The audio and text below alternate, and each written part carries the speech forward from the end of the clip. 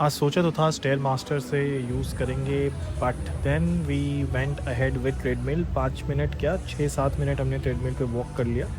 And ये अच्छा सा आपको एक वार्म अप दे देता है, even though we do some stretching and warm up उसके बाद, क्योंकि मसल्स इसमें जो जॉइंट्स है वो ट्रेन नहीं होते, बट हाँ एक इनिशियल किक मिल जाता है कि जिम आ गए हैं, जिम में एक्सरसाइज करना स्टार्ट कर दिया है, ऑल ऑफ दोस्त, तो वो किक आपको मिल जाता है। बहुत ही ब्यूटीफुल दिखेगा आपको भोपाल की जो लाइटिंग है। एंड बहुत अच्छा लगता है मुझे ये पर्टिकुलर एरिया। 6-6:30 PM के आसपास बहुत अच्छे से सनसेट हो रहा है, ब्यूटीफुल सा व्यू आता है, सुंदर लगता है ये जगह मुझे, बहुत ही अच्छी जगह है।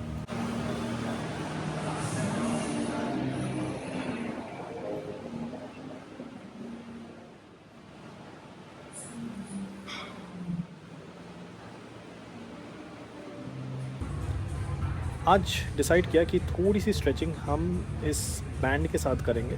हमारे पास जो बैंड मिला हमें जिम से वो बहुत ही बड़ा था, but it does the job. I think मैंने काफ़ी अच्छे से कर लिया। मीनाक्षी वो लिटिल बिट स्ट्रगलिंग, बट उसकी जो हैंड मूवमेंट्स है काफ़ी अच्छे हैं।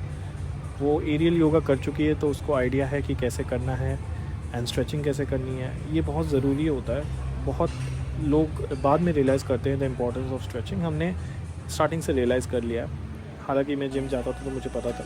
Then we started with incline chest press. Meenakshi अभी भी थोड़ा सा फॉर्म के साथ स्ट्रगल कर रही है, बट 2.5 kgs के साथ उसने स्टार्ट किया।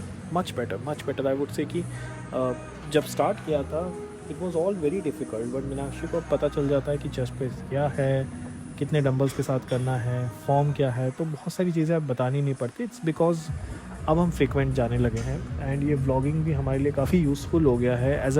एज अ डिसिप्लिन बन चुका है कि व्लॉग बनाना है, जिम जाना है, ऑल ऑफ दो stuff. So all these things in together is helping us stay consistent. ये मैं अपना वार्म अप करने के बाद ये फर्स्ट सेट में कर रहा हूँ। हालांकि हम सारे सेट्स नहीं दिखाते, तो ऐसा लगता होगा कि हम 1-2 ही सेट करते हैं। नहीं, हम करते हैं, हम प्रॉपर पहले वार्म अप करते हैं एंड उसके बाद 3 सेट करते हैं एनी पर्टिकुलर एक्सरसाइज का, ताकि वो अच्छे से हिट हो।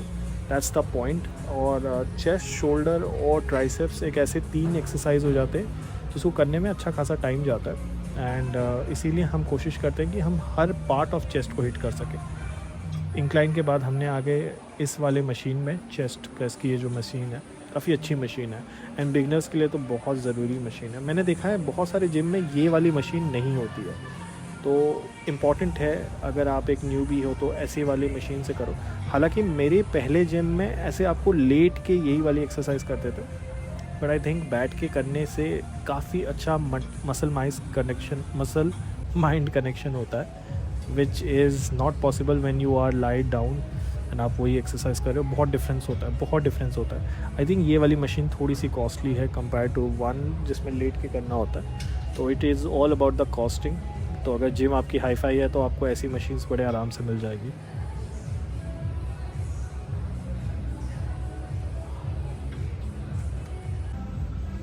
ऑलराइट, ये हमारी चेस्ट की आखिरी एक्सरसाइज होगी एंड इससे काफ़ी अच्छा हमें एक्सरसाइज मिल जाता है। इवन दो हम कोशिश करना चाहते थे कि हम अपना, I still forgot the name, हम कोशिश करें अपना वो जो वायर्ड होता है उसके साथ करने के लिए, बट वो मीनाक्षी का फॉर्म सही नहीं होता, तो हम इसीलिए यहाँ पे आके ये वाली एक्सरसाइज कर लेते हैं।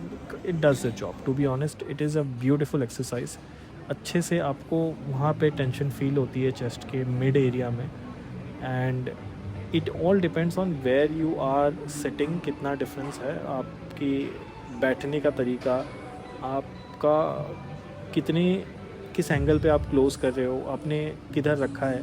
इसमें इंजरी भी हो सकती है कंसिडरिंग अगर आपने हाथ को बहुत पीछे लेके जा रहे हो तो अभी ये चीज़ें हम समझ रहे हैं कि मसल माइंड कनेक्शन कैसे करना है, कितना मूवमेंट करना है, अगर आइसोलेशन करना है तो कैसे करना है। क्योंकि कई बार अगर आप देखोगे तो ये शोल्डर को भी ट्रेन कर रहा है ना, बट अगर आप सही तरीके से करोगे तो this just hits the chest, it has to hit the chest. अगर 2-3 और मसल्स उसके साथ ट्रेन हो रही है, इसका मतलब है कि वो प्रेशर चेस्ट से लेके कहीं और शिफ्ट कर रही है, which should not be the case.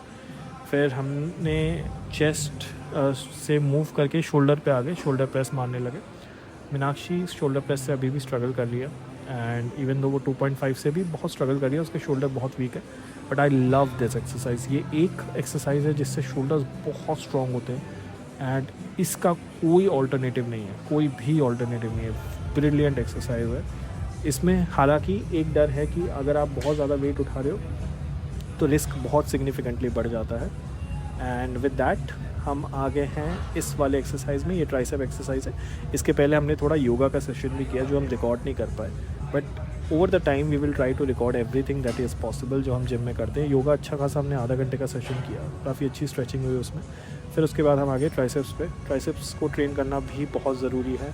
Meenakshi ये बहुत अच्छे से करने लगी है, वो सीख गई है, उसको पता चल गया कि कितना करना है, कैसे पुश करना है एंड ऑल ऑफ दैट, तो वो बहुत इम्पॉर्टेंट है। मेरा वेट थोड़ा सा मैंने ज़्यादा लिया है तो मुझे ऐसा लग रहा है कि फॉर्म थोड़ा और बेटर हो सकता है, but trust me I was feeling the fire in my triceps. Unprecedented pain था। It won't called as pain but pressure I can feel it. तो मैं ये कह सकता हूँ कि जहाँ मुझे हिट करना है वहाँ पे हिट तो कर ही रहा था। सो ट्राइसेप्स की ये exercise is the only exercise that we do. हालांकि हमें एक दो चीज़ और इनकॉर्पोरेट करना चाहिए, बट देन करते करते ट्राइसेप्स को बहुत कम टाइम दे पाते। But I will try to do more and more arms and triceps की एक्सरसाइज, बिकॉज ये दो मसल है जो छूट जाती है बेसिकली, बाइसेप्स एंड ट्राइसेप्स मेरी।